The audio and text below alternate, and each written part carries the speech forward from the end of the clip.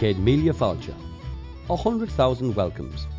This is a familiar greeting used all over Ireland, and as any visitor to the Emerald Isle will know, it's a promise that the Irish certainly know how to live up to. And you'll be sure to find that for every one of those welcomes there'll be stories, myths and legends in equal measure to delight and entertain you. Whether you're listening to a native storyteller in one of the many much-loved pubs with a pint of something refreshing at hand, or travelling the countryside discovering romantic castles, dramatic coastlines, crumbling ancient churches, peat bogs, moors, mountains, mysterious fort rings, and inexplicable standing stones, the tales are endless, and as you're about to discover, completely addictive.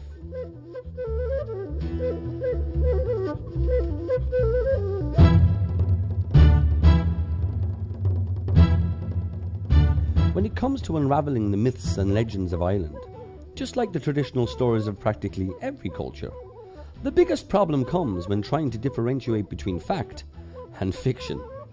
But then, never let it be said that the truth should ever be allowed to get in the way of a good story. Part of the joy of Irish heritage comes from the myriad of larger-than-life characters scattered the length and breadth of the country. And if you feel that some of the tales told here deserve to be taken with an equally large pinch of salt, then so be it. However, take great care when travelling the highways and byways of Ireland to show due deference to the fairy folk that live beneath the green mounds of the rolling hills and the deep waters of the rippling lochs. For example, that most famous of the little people, the leprechaun, faces total extinction every time an unbeliever airs his views. Be careful not to utter the suggestion that leprechauns don't exist, as for some people this is highly offensive, because each time such sceptical words are spoken, another leprechaun will die. Why anyone would want to preserve one of these rather bad-tempered, tiny old shoemakers dressed in traditional green may seem one of the very greatest of Irish mysteries. But as you journey around the countryside, make sure you listen out for the tapping sound of the leprechaun shoehammer. Because if you should ever hear anything of the kind, good fortune may well come to bless you and yours. It's common knowledge throughout all Ireland that a leprechaun possesses a hidden pot of gold, and if caught, he can be forced by fair means or foul to give up his treasure to his captor. Catching a leprechaun's tough enough, but hanging on to one is almost impossible. Take your eyes off a leprechaun for a split second is all he needs to vanish from sight forever, and all hopes of finding his fortune will disappear with him into the ether. So maybe it's worth putting your logical thought process to one side and letting your imagination run wild, because after all, you've got nothing to lose, and who knows what you might gain. That said though, there are plenty who pour gentle scorn on the leprechaun, as being nothing more than a whimsical entertainment for the many visitors who seek out the pleasures of the Irish countryside. But like most things in Ireland, if you delve a little bit deeper, you'll find a richer reward way beyond anything you might have expected.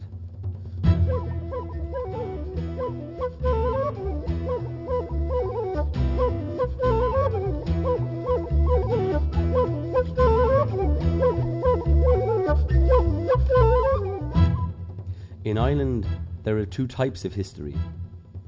There are the mortal men and women, the high kings, the brave warriors and writers, musicians and painters that have recorded the turbulent times of the real progress of Ireland for posterity.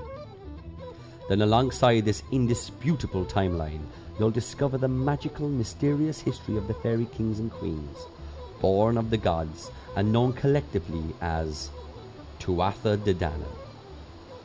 Legend has it that when Ireland was conquered by ancient invaders, the gods were driven underground, taking the form of fairies, to dwell in the twisting palatial labyrinths deep under the earth.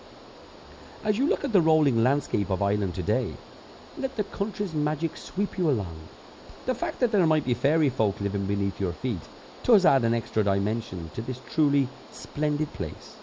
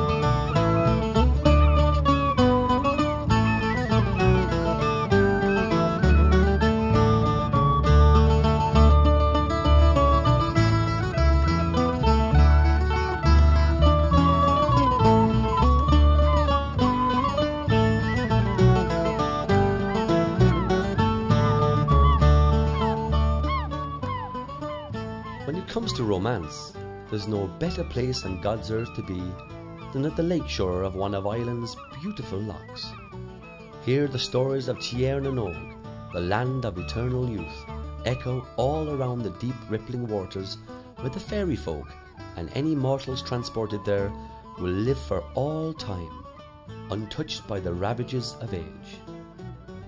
Take a long, lingering look at the stunning Loch Corrib, Ireland's second largest lake, where one of the most famous tales of Tiernan Óg is told.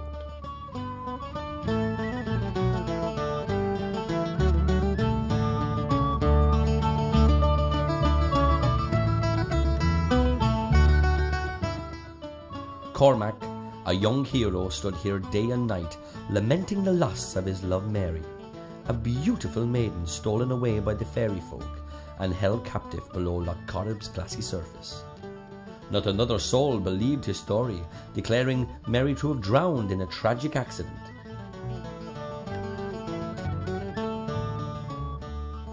She is not dead. She has no grave. She lives beneath Loch Corrib's water, and in the murmur of each wave methinks I catch the songs I taught her. This was the constant cry of Cormac as he sat wailing for his lovely Mary. Now everybody in Ireland will tell you that the fairy folk have little patience with such fanciful nonsense, and one night they arrived in spirit form to confront Cormac, hoping to rid themselves of his moaning and groaning by terrifying him away. But Cormac was made of sterner stuff, and he bravely stood firm, yelling, "Christ save her soul!" With fierce yells and fiendish shrieks, the fairies had no counterattack and vanished immediately from sight. Cormac had broken their spell forever, and Mary was at last restored to him, a gentle wave washing her familiar form to the waiting arms of her faithful lover.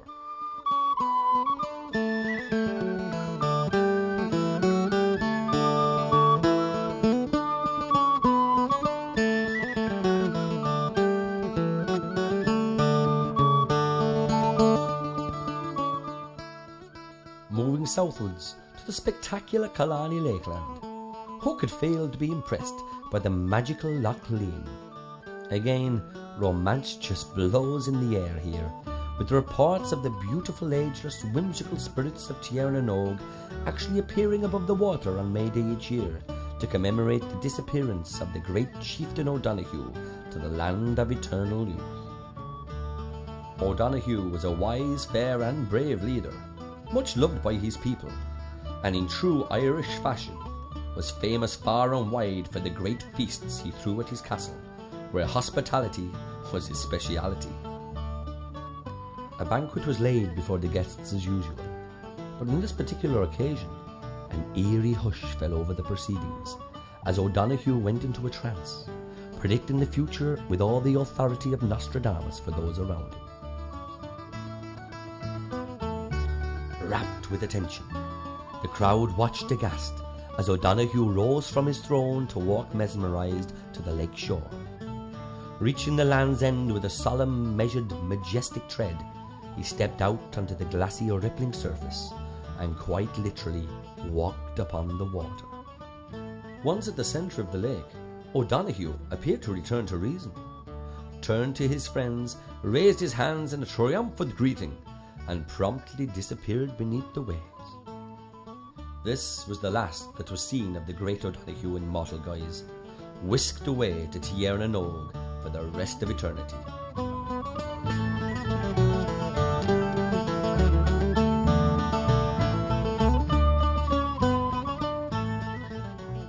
Anyone fortunate enough to stand at the lakeside on a May morning as the sun's rays waked the sleeping countryside might well see a rolling wave carrying the ghostly warrior O'Donoghue astride a magnificent phantom steed across the water. A host of floating, graceful, ethereal maidens always accompany him, dancing and singing celestial music in the early morning mists. It's said that those who have reported seeing O'Donoghue and his beautiful entourage are never sure if they've actually seen the spirit of the much revered hero, or whether the magical atmosphere of the mystical water has bewitched them into a dream of utmost aesthetic charm from which they never want to wake. So at one end of the scale of Irish myths and legends, you have the wee tiny fairy folk, but Ireland's nothing if not a land of complete contrasts. And when it comes to giants, they have some of the most spectacular specimens you're likely to find anywhere in the world.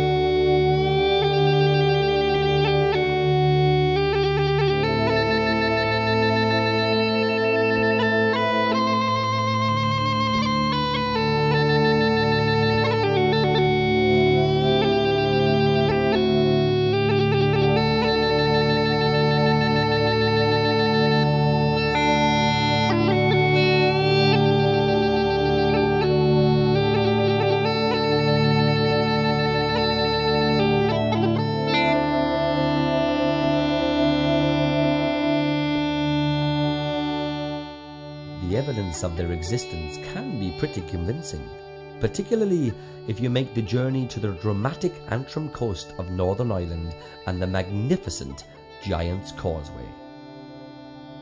The notable 18th century English writer Dr. Johnson was rather scathing about this stunning landmark, dismissing it as worth seeing but not worth going to see. But perhaps it wasn't the destination that was his problem. Maybe tourist travel of the 1700s was just too perilous an occupation to make even the greatest wonder of the world seem worthy of the effort of getting there.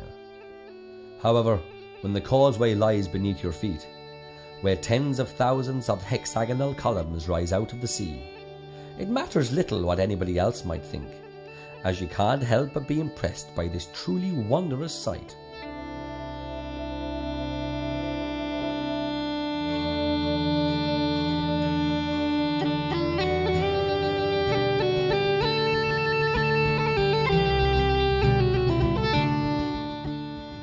Now I could tell you all about the geological science behind this landform, about the cooling effects of the sea on molten igneous rock. But what the heck, giants are much more fun. The ancient Irish have always claimed that this causeway was built by Finn McCool, quite literally a legend amongst legends. The mighty giant Finn had fallen in love with the Scottish giantess across the Irish Sea. and to reach the huge beauty that had taken his fancy, he started to build a causeway to reach the object of his desires. All was fine until a Scottish giant, who was also rather partial to the lady in question, took a dim view of the Leviathan Irishman stealing his woman away from under his nose. An almighty battle ensued, involving a great deal of rock-flinging and abuse-hurling, until eventually Finn could find nothing else at hand to throw. With one mighty stride southward, he clawed out an immense lump of County Tyrone and threw it at his menacing Scottish adversary. Unfortunately for Finn, the size of his missile was more than he could fire accurately, and he missed the target by miles. Instead of obliterating his rival as planned, Finn ended up creating the Isle of Man, the result of his misdirected gigantic throw. Where the land had been hacked out of the countryside by Finn, a huge expanse of water formed, and the beautiful and enormous Loch Ness, Ireland's largest lake, came into being. This spot at the water's edge has an impressive dignity in a bleak, windswept setting, and the 18-foot-high cross is a remarkable testament to the tenacity of the 9th century monks who constructed it to glorify their monastery.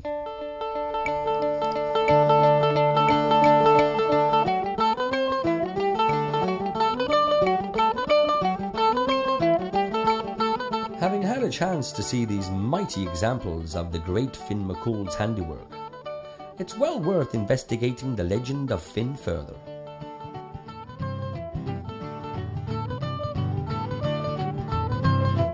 Searching out the places associated with Finn will literally take you from one side of Ireland to the other, and a lovelier or more dramatic landscape you'll not be likely to find anywhere.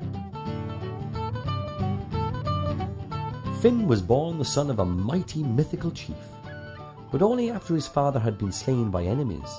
The young boy was brought up in secret and tutored by a wise old man who had searched the rivers of Ireland all his life for the salmon of knowledge. This magical fish, if eaten, would grant absolute wisdom, and it had been the old man's ultimate quest. However, when he finally caught the great fish in the fast-flowing River Boyne, things didn't go quite as planned. Finn was handed the salmon to cook for his teacher, but in his haste he burnt his thumb whilst doing so. Finn's reflex action was to suck the afflicted digit, unwittingly receiving the wisdom himself.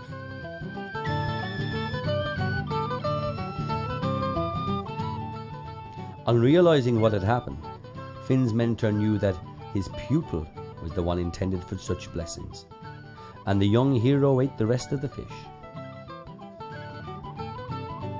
You'll often hear Finn McCool referred to as all-knowing, and this is why. But these fishermen here today will be more than happy with whatever they catch. Although there'll never be another salmon of knowledge, some of the greatest fishing in the world is to be had in Ireland, and many travel from great distances to enjoy the experience.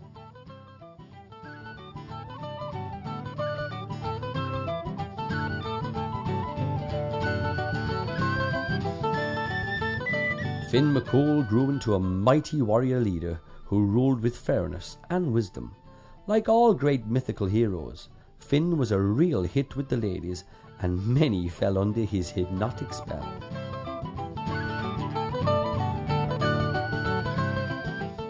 However, as is often the case with matters of the heart, it was the girl that got away that gives us the most interesting tale.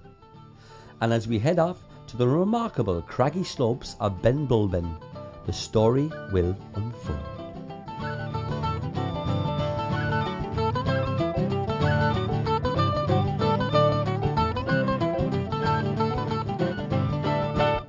Finn was getting on rather in years, but this did little to quell his appetite for attractive young women, and he was betrothed to the beautiful Grania, the passionate, spirited daughter of a legendary High King.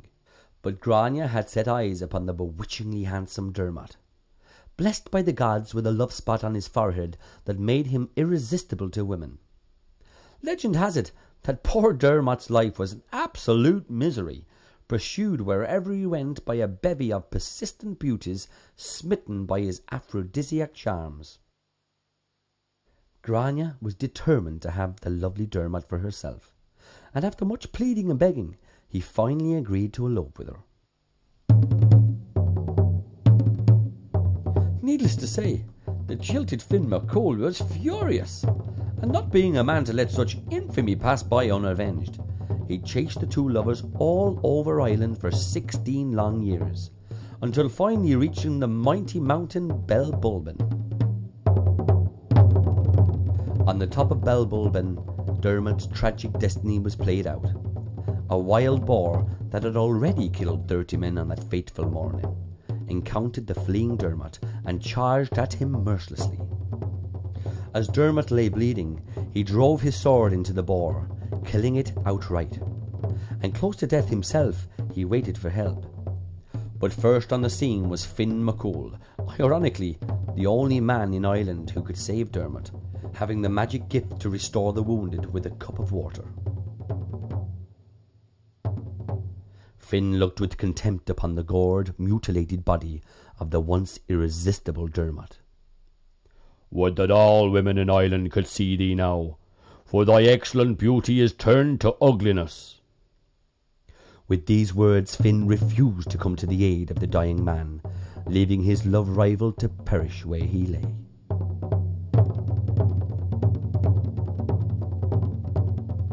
Distraught at her loss, Grania vowed revenge upon Finn McCool.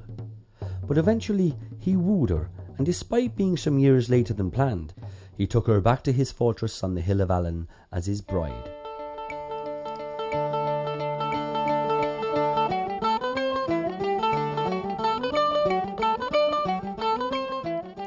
Today there's little to see at this once famous hill, but the open views around show the significance of such a vantage point.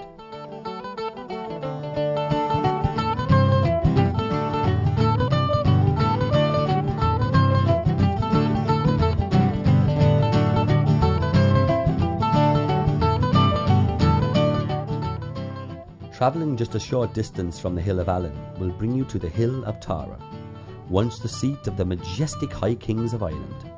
The Gaelic name for Tara means the place with the wide view. And just like the Hill of Allen, this is exactly what you get. And it was from this strategic placement that the ancient Celtic kings defended their right to rule. To this day, the Lia Fail, the Irish Stone of Destiny, stands at the summit of Tara. If any man wished to lay claim to the title High King of all Ireland, he had to stand upon the Stone of Destiny, and if he was the country's rightful ruler, the Lia Fail would roar its approval.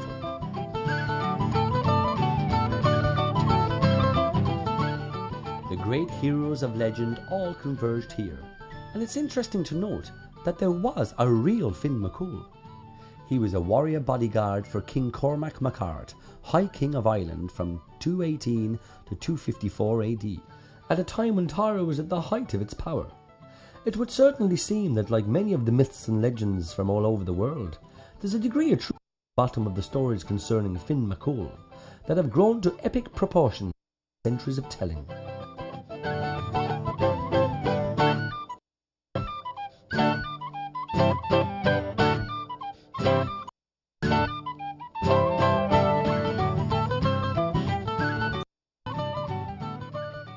With the advent of Christianity and the arrival of Ireland's patron saint, St. Patrick, in the 5th century, Tara lost much of its political influence.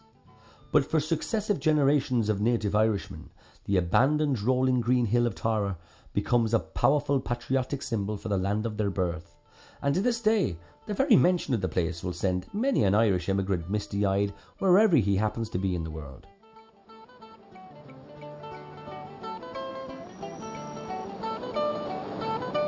Ireland has without doubt had a turbulent history, fighting off a whole range of would-be invaders, and of course in more recent times, battling for independence from the United Kingdom. In 1843, Daniel O'Connell, a much respected latter-day Finn McCool, was raising support for a rebellion against the union with Britain. 1 million people with banners festooned with the colours and imagery of Ireland gathered at the hill of Tara to hear the great man speak. Whatever the rights and wrongs of what's transpired since, historically, Daniel O'Connell's rally must have been a spectacle to behold, and looking at the emptiness of today's view, it takes a good imagination to appreciate the drama of the scene.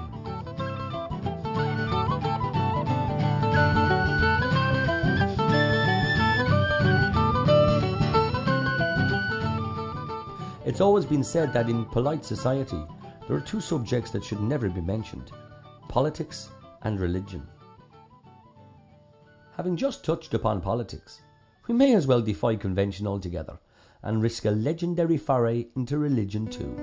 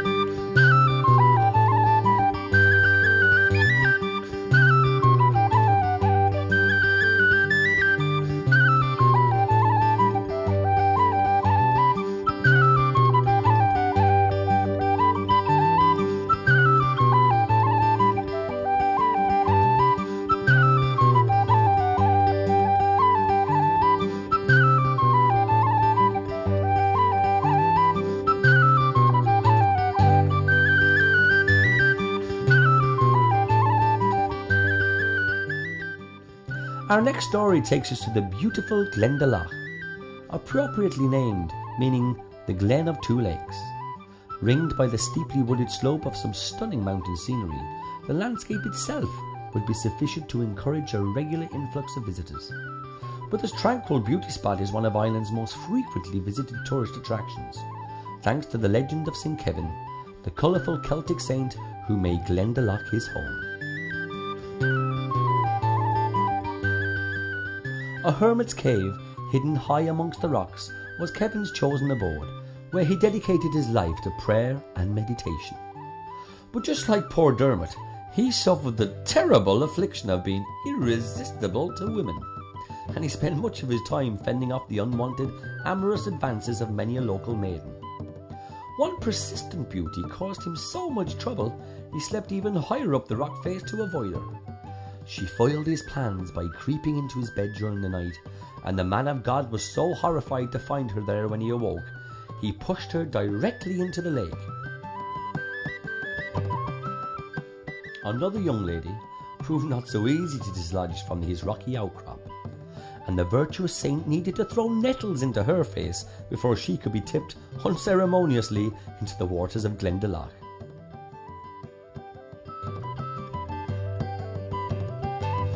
However, when it came to animals, St. Kevin was much more successful, and he's often known as Ireland's homegrown equivalent to St. Francis of Assisi. On one occasion, whilst removing yet another lusty lady from his sleeping quarters, a blackbird landed and built a nest upon St. Kevin's outstretched hand, this being far more acceptable than a woman in his bed. The saint remained where he stood until the blackbird's eggs had hatched, furthering his reputation for having a close affinity with animals. A wild otter from the lake is also said to have supplied Kevin with fresh salmon daily as he stood waist deep in the freezing water at his daily devotions and prayers.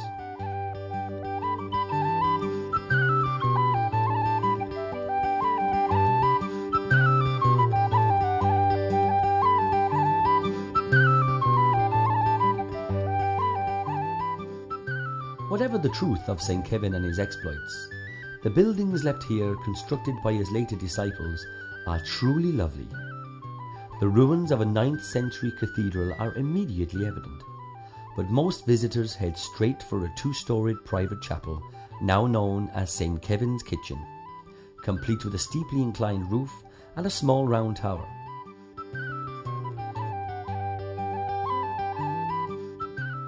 In the distance, a much larger, magnificent 110-foot-high round tower dominates the landscape, where the monastic followers of St. Kevin were able to take refuge against marauding Vikings so many centuries ago.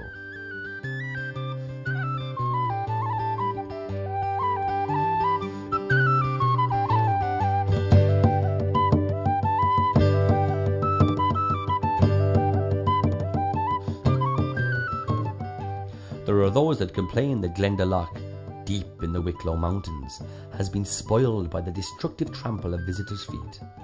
But a blissful calm still manages to pervade the area, and the place is definitely worth the attention of anyone searching out the myths and legends of Ireland. Although Glendalough is a popular destination on the tourist map of Ireland, our next legend takes us to Blarney Castle, and without doubt, the most famous piece of Irish mythology of them all.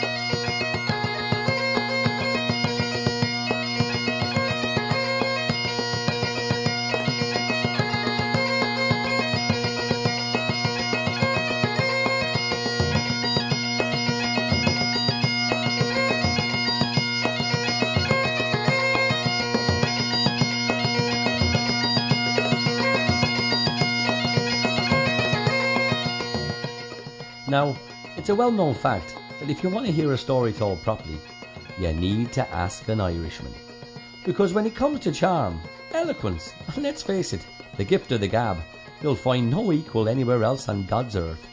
So it's hardly surprising that when a legend promises to endow the believer with the gift of Irish eloquence, thousands flock to give it a try.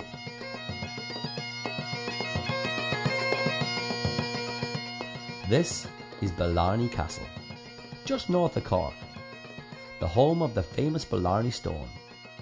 And today queues of visitors will wait patiently, hoping that by kissing the 4 feet long, 1 foot wide piece of limestone, they will be blessed with the gift of the gab. It has to be said, it's a pretty precarious business because the stone is embedded 83 feet above the ground, high up in the battlements of a 15th century tower. With a steady nerve, the would-be kissers need to pucker up whilst lying on their backs hanging out of the tower upside down and head first, hoping that the 2 strong fellers gripping their shins don't let go.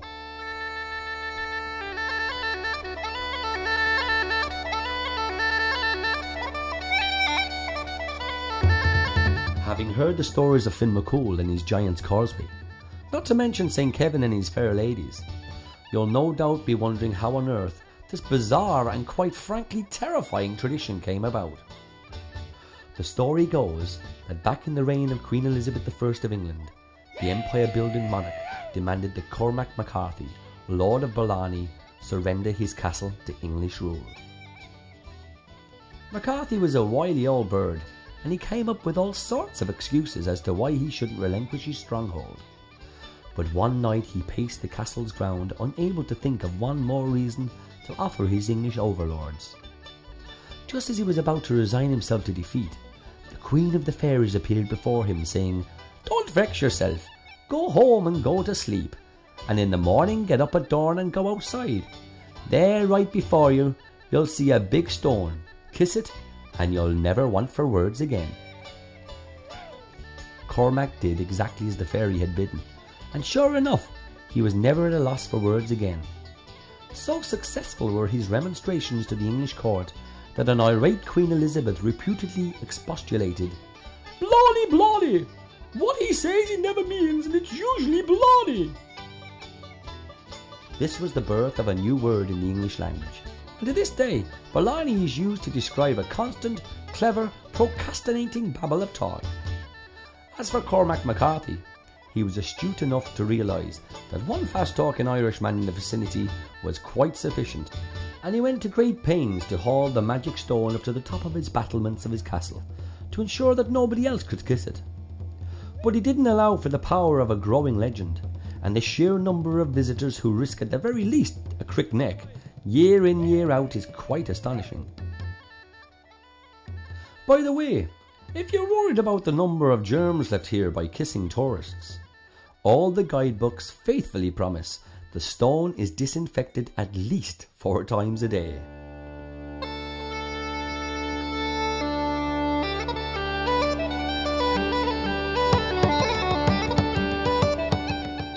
The cynical might suggest that through the ages, enterprising castle owners had come up with a legend or two to improve their fiscal prospects.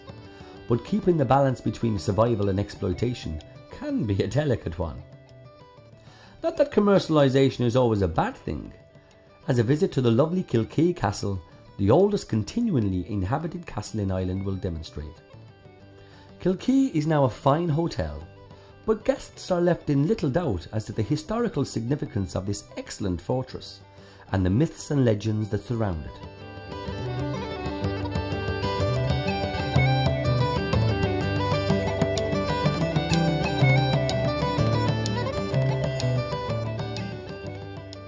An unusual carving high upon a wall is worth a further scrutiny, as this is a well-carved example of what's known throughout Ireland as an evil eye stone, depicting a grotesque old hag.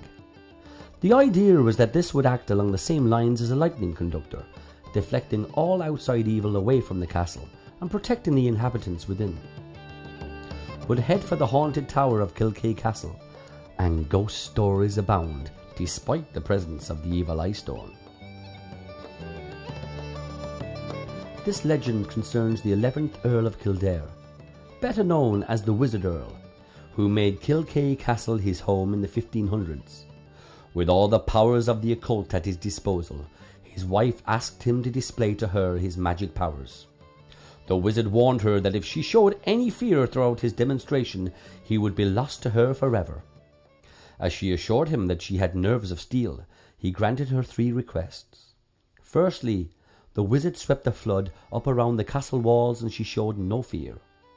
Secondly, he transformed into a serpent that twisted around her feet, and again the lady showed no fear.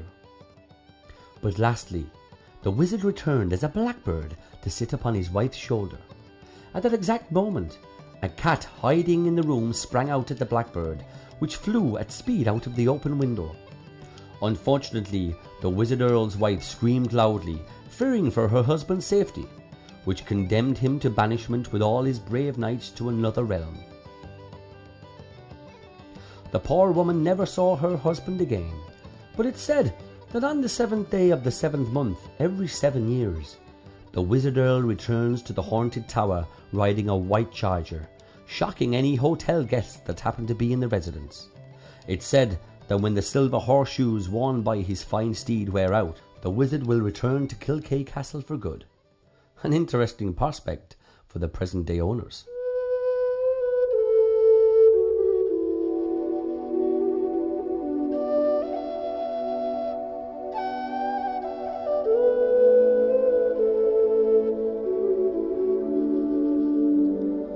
Come down from Purple Mountain, come ye through the glen, across the loch and burren, come the Irishmen. Beneath their dancing banners, as to the call they hail, the sound of fife, the sound of skin, come the children of the Gael.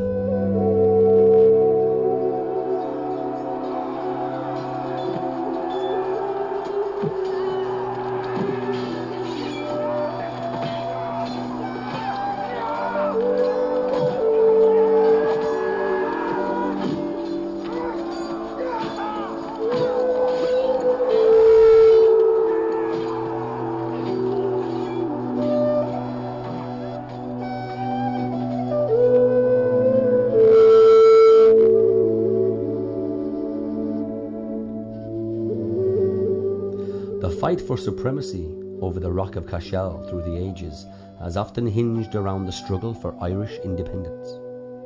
It was once the stronghold of the kings of Munster, who claimed to rule the south of Ireland, always refusing to accept the authority of Tara. The history of this amazing rock fortress makes it one of the most battle-scarred monuments in all Ireland. From some distance away, the crag stands out dramatically, a 200-foot-high limestone outcrop dominating the surrounding farmland. The ruins of a medieval cathedral stand atop, with the oldest part of this magnificent complex being Cormac's Chapel, an ancient tribute to the 12th century king who built it.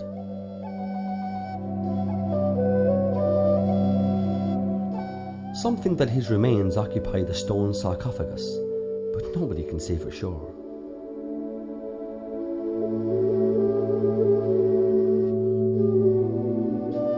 At one point, a huge cathedral was built here by the English King Henry II, but it was always a thorn in the side of the Irish, who saw it as a symbol of England's efforts to subjugate them. Eventually, an Irish nobleman simply burnt it to the ground, and when hauled before the king to answer the charges and asked why he had done such a thing, he replied that he thought, "Didn't I think the Archbishop was inside?"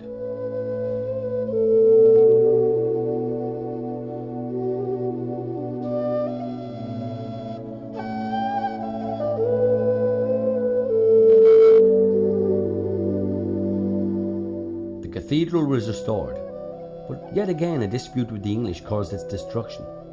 Oliver Cromwell isn't the most popular of historical figures in Ireland, even today, and he, along with his Roundhead army, came to enforce English rule upon Irish rebel armies. Here the men, women and children of County Tipperary sought refuge in the cathedral as fighting raged all around.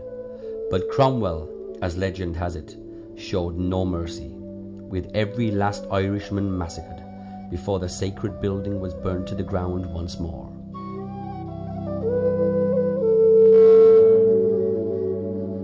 Consequently, in a similar way to the Hill of Tara, the Rock of Cashel has become symbolic in the legendary tales for the struggle for Irish independence. But without doubt, it also has great religious significance, as it was here that St. Patrick is said to have picked a shamrock leaf to explain the mystery of the Holy Trinity to his disciples. Of course, St. Patrick went on to much greater recognition as Ireland's patron saint.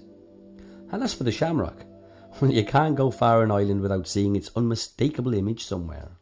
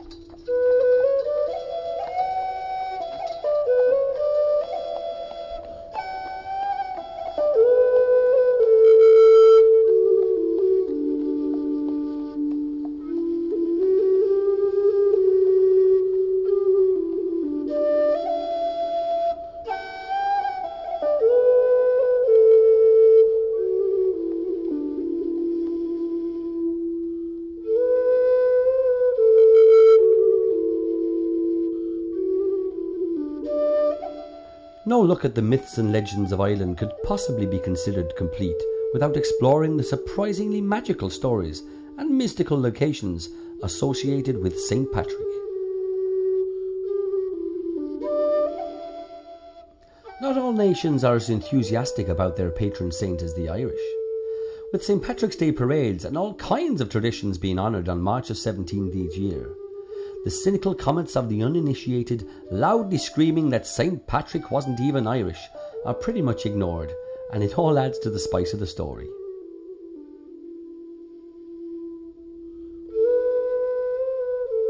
Historical sources suggest that St. Patrick was born in Scotland around 373 AD, when the Romans occupied the British Isles. At the age of 16, he was kidnapped by pirates, a fairly common occurrence in such dark days of looting and pillaging, and sold into slavery in Ireland, where he was put to work looking after sheep. Some years later, he managed to escape aboard a boat to France and took up holy orders to become a priest.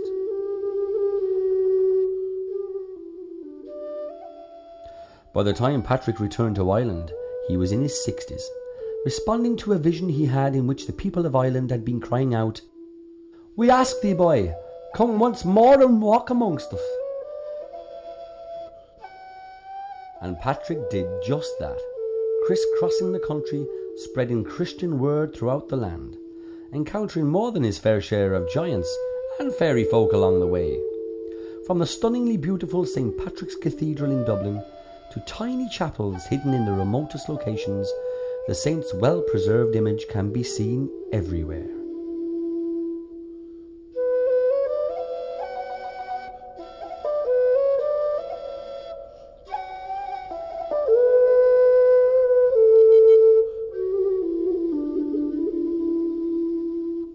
One of the finest examples of an abbey founded by St. Patrick is to be found at Ballintubber, which literally translates as the townland of St. Bridget's Well, there being a well close by where Patrick baptised his early convents. This remarkable abbey is exceptional in that Mass has never ceased to be celebrated here despite the best efforts of Oliver Cromwell and his Roundheads to destroy the place.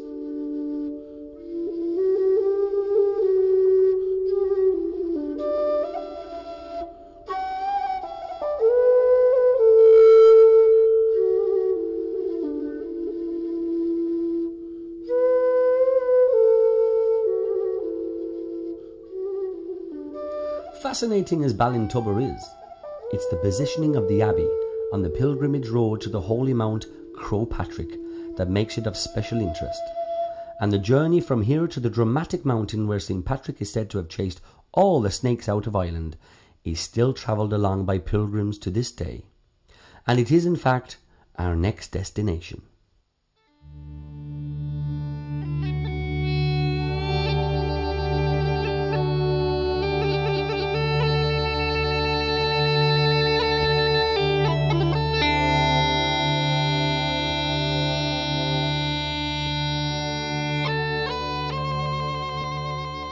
Croagh Patrick is a 2,510-foot high quartz-veined mountain with a very distinctive conical shape.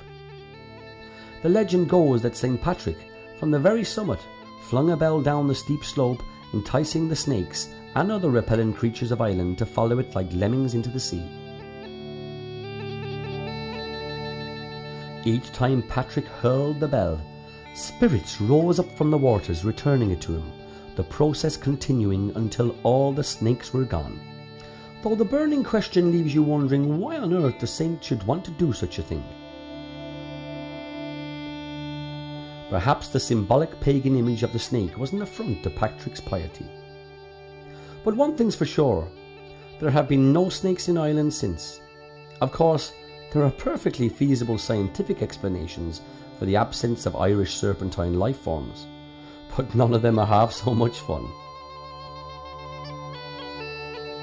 On a more serious note, Croagh Patrick is a very significant site for pilgrims, and they come in their thousands each year to trek up to the rocky path to the summit chapel.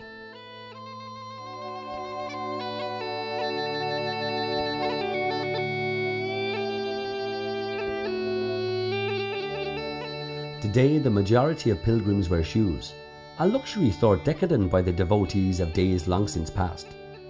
The 2.5-hour ascent, and the subsequent descent for that matter, must have been a torture for the barefoot souls, and from time to time, a particularly ardent pilgrim will still make the journey to the top of the mountain shoeless.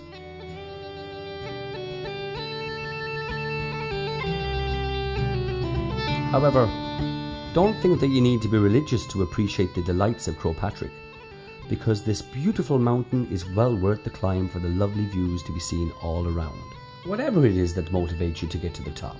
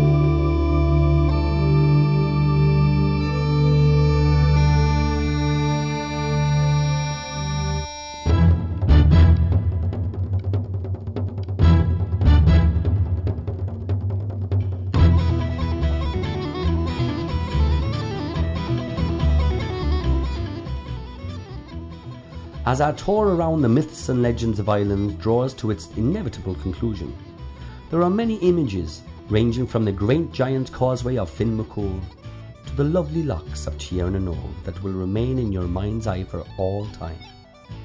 But one thing you'll definitely have realised by now is that there's never a shortage of stories and tales to delight visitors to this remarkable island.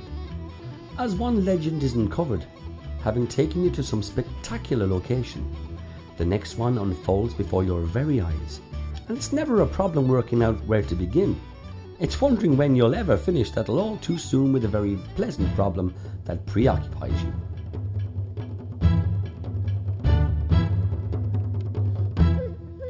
But don't forget that half of the magic of Ireland comes from the Irish people themselves, where generations of storytellers have imparted great legends of the old country to their offspring. There's no shortage of folk happy to pass on the myths and legends of Ireland, and of course, just listen to the traditional songs. Whiskey in the Jar, The Irish Rover, and Molly Malone, just to mention but a few, and you'll hear even more of the country's heritage in lyrical verse. Lastly, remember that like the golden whiskey that Ireland is so famous for producing, a landscape of such epic proportion with myths and legends grown from eons of storytelling needs to be savoured slowly and at your leisure, hopefully leaving you with a mellow sense of well-being and a warm glow that'll bring you back to Ireland's rocky shores before you know it.